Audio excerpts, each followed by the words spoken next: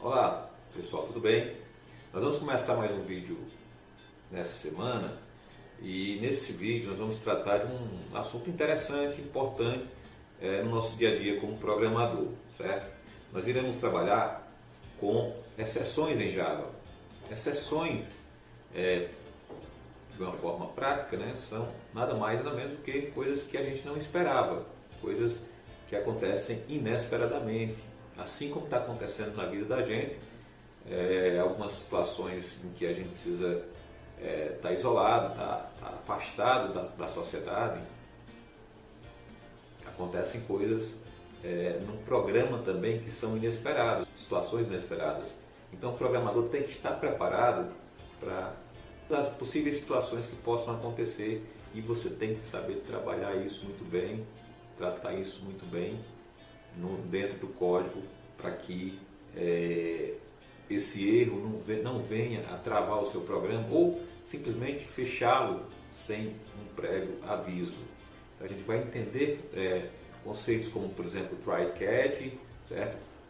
Que são estruturas utilizadas em Java para tratar de exceções e muitas outras que a gente vai ver no decorrer desses vídeos. Então, vamos lá. Seja bem-vindo vocês aí. Façam um bom proveito do vídeo, tá bom? Um abraço.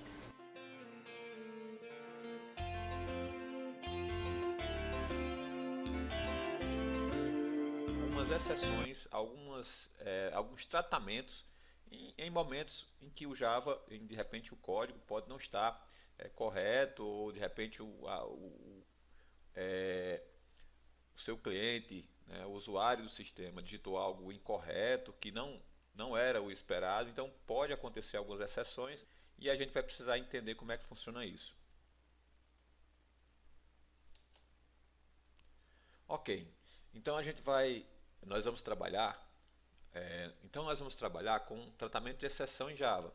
E aí existem instruções em Java que são muito importantes nesse sentido.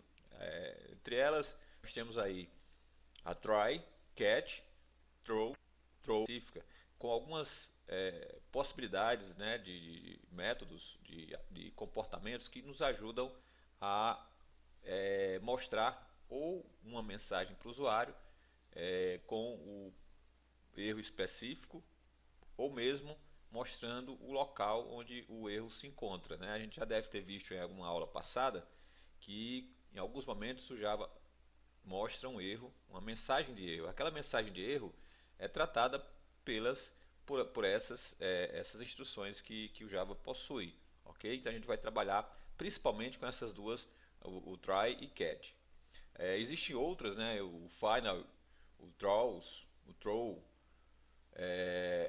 que são também usadas, mas com mais frequência. As instruções mais frequentemente utilizadas são exatamente a try e catch. Okay? Então vamos trabalhar com elas. Então, com o Eclipse aberto, a gente vai iniciar um novo projeto. Vou colocar aqui como aula 03.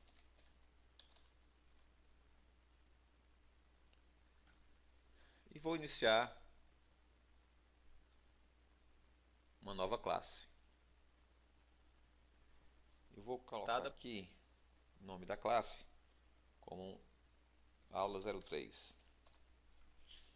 E eu já vou criar o método principal. Então não precisa depois ter que estar criando, né? Ele já criou aqui o método principal. Eu vou criar um vetor de strings. Eu vou chamar esse vetor de nomes.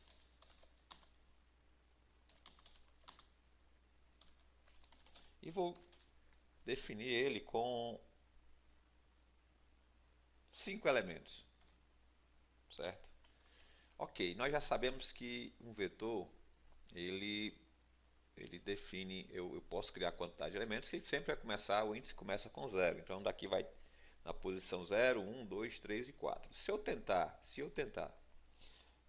inserir aqui, por exemplo, um string, né, na posição 10,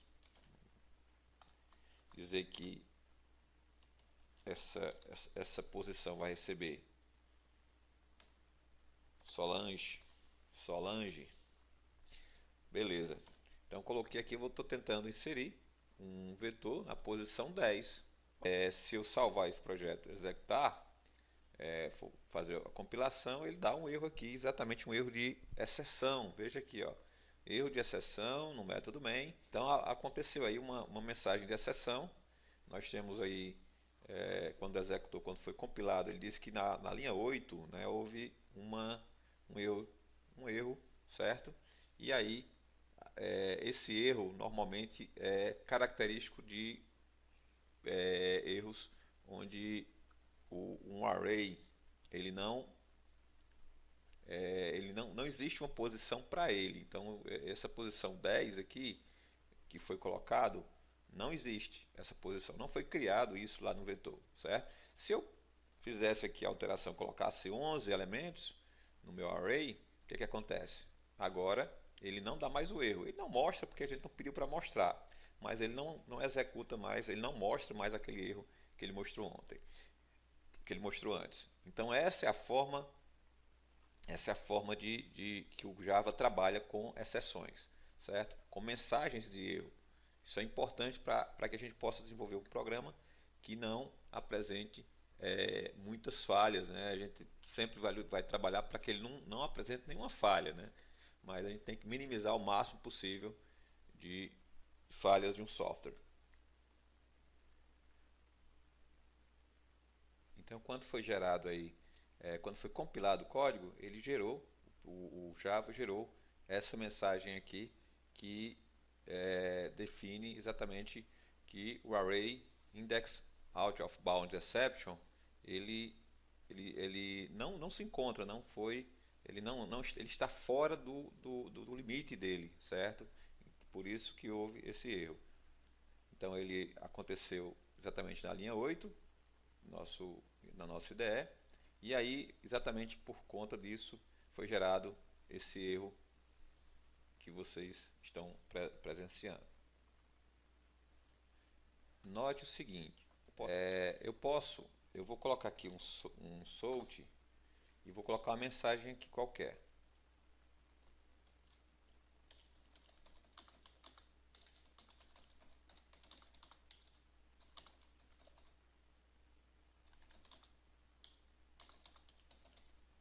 Pronto, antes da mensagem de exceção, ou seja, essa mensagem vai ser exibida antes de dar esse erro, certo? E vocês vão perceber que eu vou colocar aqui outro também.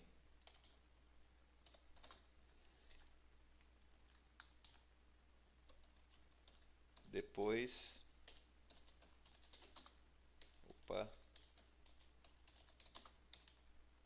da exception.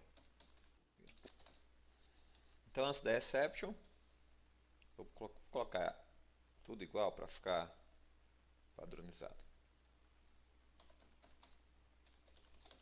E depois exception. O que é que acontece? Quando há um erro de exceção, o Java o programa para de funcionar. Isso é um problema para quem pensa em desenvolver programas profissionais, certo? Então, se eu executar agora, veja o que vai acontecer.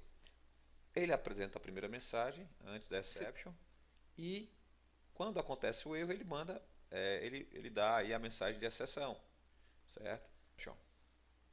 Não encontrou a posição do vetor, certo? E aí ele sai do programa, nada mais é executado. Isso é um problema para, como eu já falei, para quem quer desenvolver profissionalmente.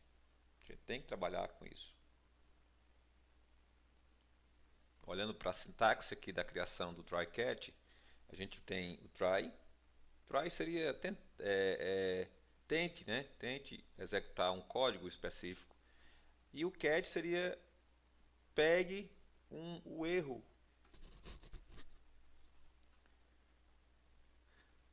Bom, e assim como a gente viu na aula passada, aqui é um método, né? Quando a gente vê parênteses aqui. Então, o catch é um parâmetro, um método, e a gente está passando como argumento uma exceção, um tipo de exceção, e a variável. A gente coloca o tipo e a variável. Aqui é como se fosse, na verdade, um objeto. um objeto exception, né? Então ele tem um objeto já na sua API chamada exception, e a gente só precisa definir qual é o tipo dessa exception, que tipo de exceção vai ser, ok? Então vamos ver isso na prática agora. Lá no Eclipse, nós vamos fazer o seguinte, nós vamos criar uma exceção, praticar para a gente ver entender melhor. Imagine agora que esse código. Ok, então nós já sabemos que esse código, quando a gente executa ele dá exatamente um erro de exceção aqui, certo? Agora eu precisava executar esse código para me trabalhar isso, essa exceção, porque para o usuário, para a grande maioria das pessoas, quando veem aqui esse erro, eles vão saber, muitos deles, aí, quando estão iniciando na linguagem Java, eles vão saber nem qual é o significado disso, né? A gente agora já sabe. Mas então, como é que a gente faz para usar o try catch? A gente já sabe lá a sintaxe, né? Eu já mostrei para vocês. Primeiro vem o try, ou seja, tente, e aí, vamos lá, try, eu abro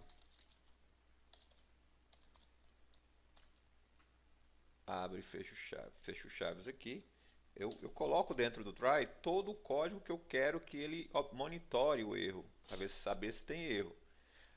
Então ele vai executar esse código, e aí, caso aconteça o erro, e vai acontecer o erro, ele vai entrar no catch, certo? Que é exatamente o método que vai buscar o erro que foi, o tipo de erro que foi identificado. Como eu já sei aqui que o tipo de erro é esse, Array Index Out of Bounds Exception, eu vou só colocar aqui e vou colocar o nome da variável, nome que é exatamente exception, certo? Ok, e aqui dentro eu posso colocar uma mensagem, aí sim é onde entra a parte, onde entra o que é interessante aí desse comando, é que você pode colocar mensagens mais amigáveis para o usuário. Então nesse caso aqui eu posso colocar o seguinte, houve um erro de inclusão de array no índice.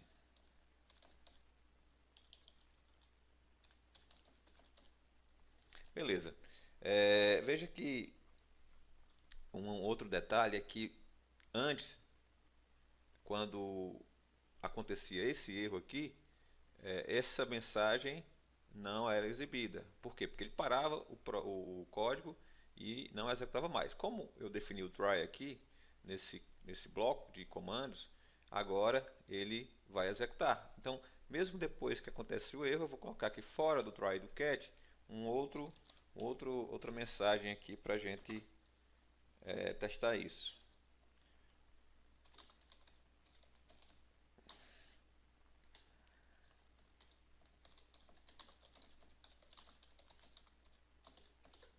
Para a gente ver que ele permanece executando o código. Eu vou salvar, vou executar aqui, compilar, e agora vocês percebem que ele exibiu as mensagens antes da exception.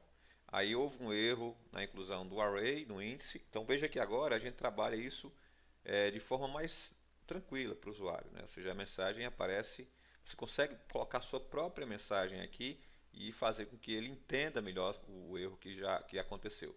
E aqui essa mensagem será exibida, ou seja, essa mensagem, ele continuou executando o código, né? Ele não parou não. Memorizem isso aí então. Por que você deve tratar erros de exception sempre? Porque não tem coisa pior do que programas que saem da execução, dá erro de tempo de execução e saem do programa sem prévio aviso. Você pode perder informações, você pode perder muito tempo, né? Você vai ficar muito chateado, você não vai indicar esse programa para ninguém se de repente você é um cliente de um cara que desenvolveu um programa como esse. Pode ser o programa melhor do mundo, mas ele tem um problema que vez por outra, você vai jogar, tipo, imagine um jogo aí que você está na fase final, né, já passou todos os chefões e no final acontece um erro lá e o jogo sai sem prévio aviso, né? Isso é muito ruim, certo? Outra coisa também é que ele permite, ou seja, os erros, tratando erros de exception, você permite que o programa execute instruções caso ocorra um erro. Ou seja, você pode, caso apareça um erro no seu programa, você pode gerenciar esse erro de forma melhor. Você pode encaminhar a execução desse programa para uma finalização ou mais ou menos traumática, ou que ele de repente nem dê erro, né? Ele continue executando sem problema. É o que esse terceiro tópico fala, né? O tratamento de erros de exception faz com que a execução do programa continue mesmo com erro, ou seja, não vai ter aquela triste, né, imagem do cara, do programa saindo e o cara ficando muito chateado, não é isso? Bom, e para finalizar, a gente vai executar o modo debug do Eclipse, que tem como função, uma das funções mais importantes é você conseguir entender mais o fluxo do seu código, do seu algoritmo. E no processo de aprendizagem também é muito importante. Então, como é que eu faço para entrar no modo debug? Eu vou escolher a linha que eu quero começar a fazer o debug, para que o Eclipse me mostre a execução desse meu fluxograma. Então eu clico duas vezes aqui na linha específica e vou lá no botãozinho debug que fica na parte ali de cima, na barra de ferramentas do Eclipse. Quando eu clico nele, ele entra nesse modo debug e a gente vai pressionando.